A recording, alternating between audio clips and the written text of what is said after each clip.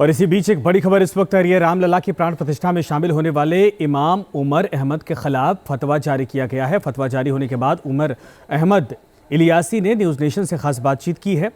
इमाम उमर दरअसल अहमद का कट्टरपंथियों को जवाब है कि अपने देश के लिए अयोध्या गया था, माफ़ी मांगने का सवाल ही नहीं बनता है। ना झुकूंगा ना झुका हूँ और हिंदुस्तान में फतवा नहीं चलेगा। फतवा देना है तो पाकिस्तान जाएं। ये बड़ी खबर इस वक्त आ रही है।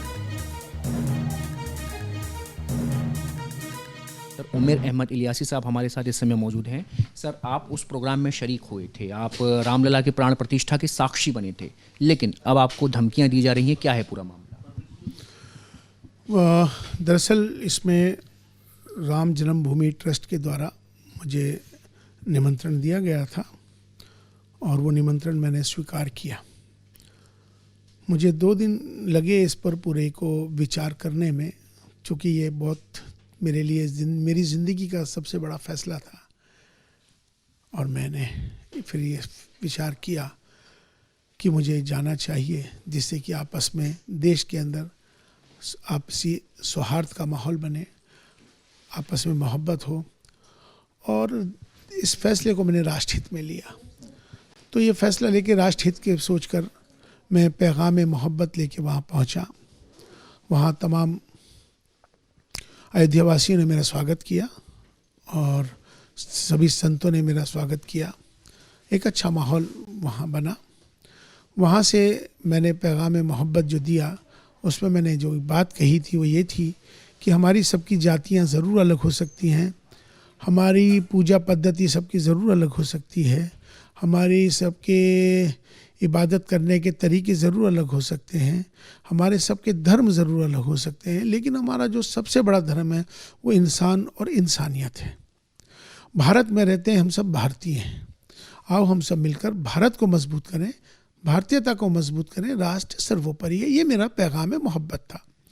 ये पैगाम मोहब्बत जैसे ही निकला, तमाम सारे चैनल्स पर, यूट्यूब पर, तमाम सोशल मीडिया पर ये वायरल हो गया। ये मेरा पैगाम मोहब्बत बहुत से लोगों को पसंद नहीं आया और उन्होंने मेरे ख़िलाफ़ मेरे नंबर पर, मोबाइल नंबर पर और मेरे सोशल मीडिया पर मेरे ख़िलाफ़ बहुत सारी साजिशें रचनी शुरू कर दी, नफ़रत का माहौल बनाना शुरू कर दिया। इसी बीच में कल की तारीख़ में एक फ़तवा जारी होता है। ये फ़तवा मेरे पास है, जो मोहम्मद साबिर हुसैनी हैं, ये मुफ्ती, इन्होंने मेरे ख़िलाफ़ ये फ़तवा जारी करके मुझे, इसमें उन्होंने 3 बिंदु दी हैं। इसमें इन्होंने पहली बात तो ये है कि मेरा मोबाइल नंबर इन्होंने सार्वजनिक कर दिया और सबको ये कहा है कि इनके ख़िलाफ़ इस फतवे में उन्होंने कहा है कि इनका ये मेरा नंबर है ये, और इस नंबर को उन्होंने सार्वजनिक करके ये लिखा है कि अब इस फतवे को तमाम पूरे देश के इमामों को, देश की मस्जिदों को, देश के मुसलमानों को भेजिए, चूँकि ये फतवा कुफ्र का फतवा है। कुफ्र का फतवा इतनी आसानी से नहीं दिया जाता, ये बहुत बड़ी बात है। और देश में और इतिहास में ये पहला मर्तबा एक अनोखा फतवा है जो किसी इमाम और चीफ इमाम के लिए के ख़िलाफ़ दिया गया फतवा है। तो मुझे लगता है कि उन्होंने जो ये बात इसमें कही है, चूँकि उनको मोहब्बत पसंद नहीं आई, सौहार्द पसंद नहीं आया, देश की एकता पसंद नहीं आई, राष्ट्रहित में ये मेरा फ़ैसला उनको पसंद नहीं आया, तो उन्होंने 3 बिंदु इसमें मुझे दिए हैं जिस पर ये कुफ्र का फतवा जारी किया। उन्होंने पहली बिंदु यह है कि आप प्राण प्रतिष्ठा में क्यों गए, आप इमाम हैं और चीफ इमाम होने के नाते आप नहीं जा सकते थे। दूसरा उनका यह है कि आपने ये कहा है कि इंसानियत हम सबसे बड़ा धर्म है, तो आपने धर्म से ऊपर इंसानियत को कर दिया।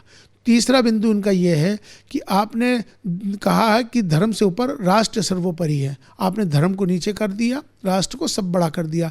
तो लिहाजा अब आपके ख़िलाफ़ ये 3 बिंदु ऐसे हैं जिसमें आप पर कुफ्र का फतवा जारी कर दिया जाता है।